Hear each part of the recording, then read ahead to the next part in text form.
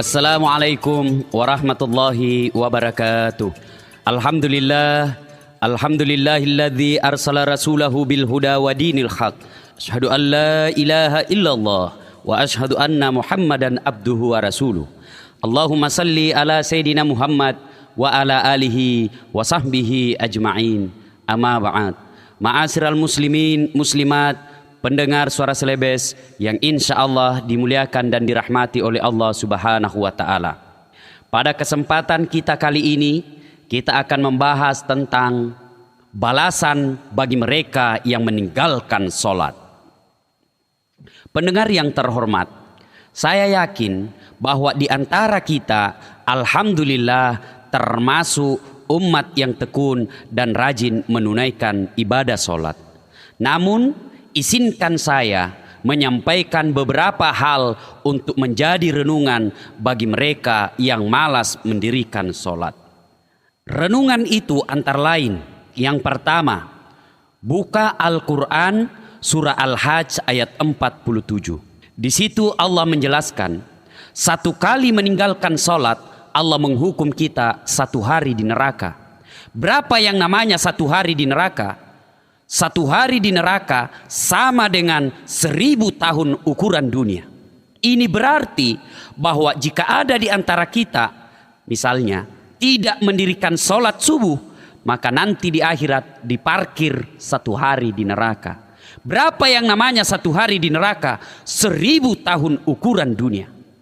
Kadang ada yang bertanya, Ustadz, kok lama begitu? Ini tidak lama, karena 1000 tahun itu kita bandingkan dengan usia dunia. 1000 tahun bagi ukuran dunia itu memang lama, karena dunia ini ada akhirnya. Tetapi bagi akhirat 1000 tahun itu sejenak, karena akhirat itu tidak ada akhirnya.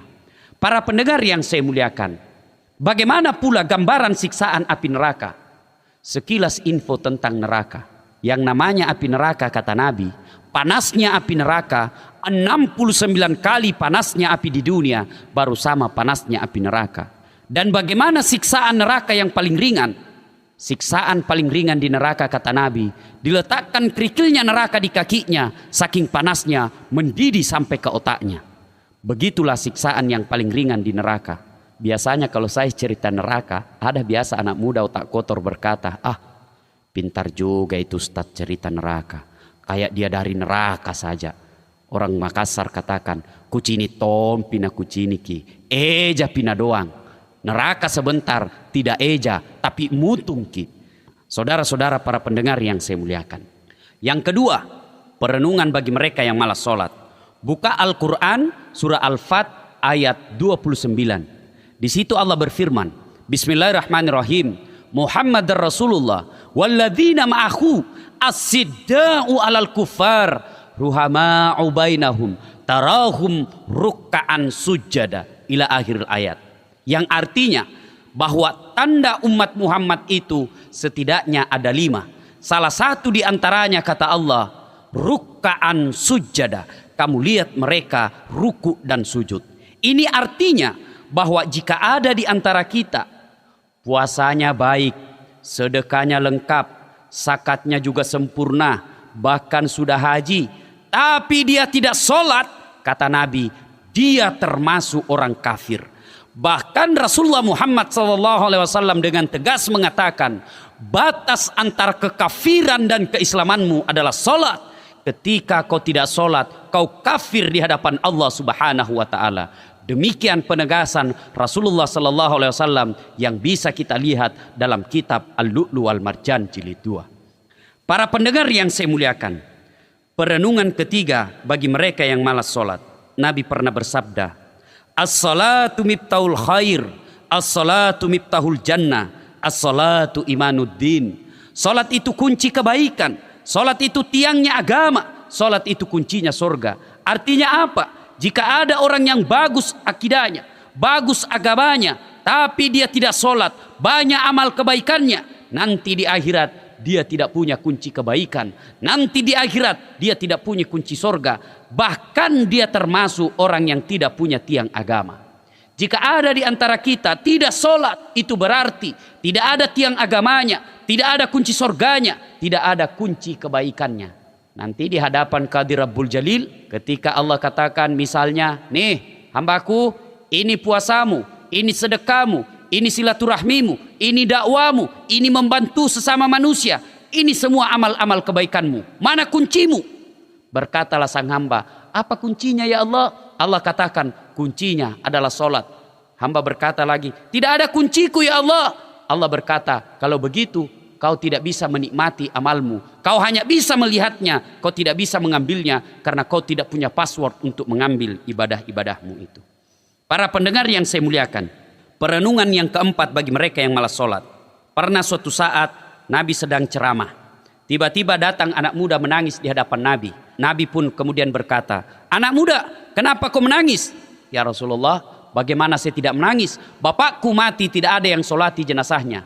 Nabi bangkit dari tempat duduk dan marah. Berdosa seluruh orang Islam yang ada di desamu. Kenapa mereka tidak solati bapakmu? Ya Rasulullah, bapakku tidak ada yang solati jenazahnya karena jenazahnya berubah jadi babi. Nabi bangkit dari tempat duduk dan heran. Betulkah ada orang yang jadi babi? Nabi datangi setelah dilihat, na'udzubillah min zalik, betul jadi babi. Nabi kemudian doakan, kemudian berubah kembali menjadi manusia, dimandikan, dikafani dan disolati. Selesai disolati, mau dimasukkan ke liang kubur, berubah kembali jadi babi. Nabi kemudian masukkan dia ke liang kubur. Apa boleh buat? Selesai dimakamkan, dipanggil anaknya. Anak muda, sini dulu. Saya ya Rasul. Sembayangkah itu bapakmu? Anak muda berkata, ya Rasulullah, seumur hidup saya tidak pernah melihat bapak saya mendirikan sholat. Ma'asyiral muslimin, para pendengar yang saya hormati. Perenungan yang kelima, di alam kubur nanti, menurut buku Tanbihul Ghafilin yang dikarang oleh Abu Laith As-Samarkandi, di situ dijelaskan bahwa orang yang tidak mendirikan sholat pada saat dia meninggal nanti di alam kuburnya, ada teman yang diutus dari neraka Jahannam, namanya Asi Suhuja Al-Uqra. Kemudian terjadilah dialog dengan jenazah dengan utusan ini. Jenazah itu berkata, man anta, siapa kamu? Kemudian berkatalah ini utusan dari neraka Jahannam, ana Asi Suhuja Al-Uqra. Sayalah ular yang ekornya cuma satu, tapi kepalanya tidak bisa dihitung. Apa tugasnya ular ini? Melilit dan mematuk sang jenazah sampai hari kiamat. Berapa lama kita disiksa ular ini? Tergantung berapa lama datangnya kiamat. Na'udzubillah, zumma na'udzubillah. Ma'asyiral muslimin yang saya hormati. Perenungan yang keenam. Nanti di alam kubur, setelah seluruh pengantar kembali dari pemakaman, maka datanglah malaikat Mungkar dan Nakir menghampiri sang jenazah sambil menyodorkan 5 pertanyaan. Kelima pertanyaan ini harus dijawab sebelum dia melangkah ke tahap selanjutnya. Menurut para ulama, bagi mereka yang rajin sholat, tidak usah khawatir tentang pertanyaannya Mungkar dan Nakir di alam kubur. Kenapa? Jika sholatnya baik, maka seluruh pertanyaannya Mungkar dan Nakir akan dijawab oleh sholatnya. Nah, ketika seluruh pengantar jenazah sudah kembali, datanglah Mungkar dan Nakir. Kebetulan misalnya orang yang meninggal ini orang yang bagus sholatnya. Datang Mungkar menyodorkan pertanyaan. Marrabbuka, siapa Tuhanmu? Sholat berkata, kau mundur, sekarang urusan saya. Karena waktu di dunia kau rajin memelihara saya, sekarang saya yang jaga kamu. Pas ditanya, marrabbuka, siapa Tuhanmu? Sholat menjawab, Allahu Akbar. Mungkar geleng kepala, Masya Allah, luar biasa hebatnya ini orang. Barusan saya dapat. Ditanya lagi, man nabiyuka, siapa nabimu? Sholat kita lagi menjawab, Assalamu alayka ayyuhan nabiyyu wa rahmatullahi wa barakatuh. Assalamu alayna wa ala ibadillahi salihin. Mungkar tambah geleng kepala. Akhirnya diriwayatkan Mungkar Nakir tidak melanjutkan pertanyaan 3, 4, 5. Dia naik ke aras Allah sambil melapor, ya Allah, ada hambamu mati. Saya tanya, marrabbuka? Dia jawab, Allahu Akbar. Allah katakan, Mungkar, sesungguhnya bukan orang mati itu yang menjawab pertanyaanmu, tapi karena dia baik sholatnya, seluruh pertanyaanmu sholatnya yang baik. Karena dia baik sholatnya, tidurkan dia untuk menunggu hari kiamat, seperti nikmatnya tidur pengantin baru. Subhanallah, sangat luar biasa. Sebaliknya, jika orang yang tidak beres sholatnya meninggal, maka muncullah Mungkar Nakir dan menyodorkan pertanyaan.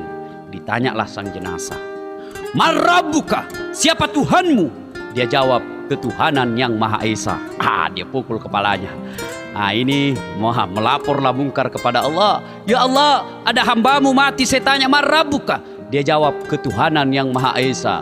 Allah berkata, itu bangsa Indonesia yang beres Pancasilanya tapi tidak beres sholatnya.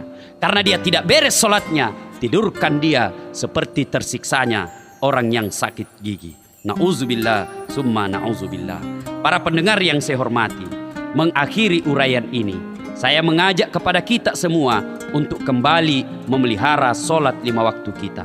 Kemudian kita berupaya semaksimal mungkin untuk merealisasikan sholat dalam kehidupan sehari-hari. Insya Allah sholat ini dapat mengantarkan kita kepada kemuliaan akhlak di sisi Allah dan kepada sesama manusia. Sesuai dengan firman Allah, Innas sholata tanha anil fasya'i wal munkar. Sesungguhnya sholat itu mencegah kamu dari perbuatan keji dan mungkar.